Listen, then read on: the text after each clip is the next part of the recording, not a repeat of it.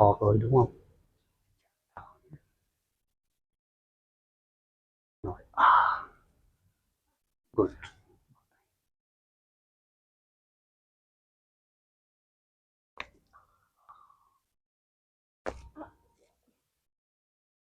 Ôi,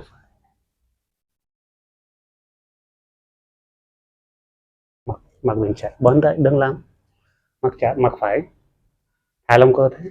Hít vào, thở, mặt trái, hít vào, thở.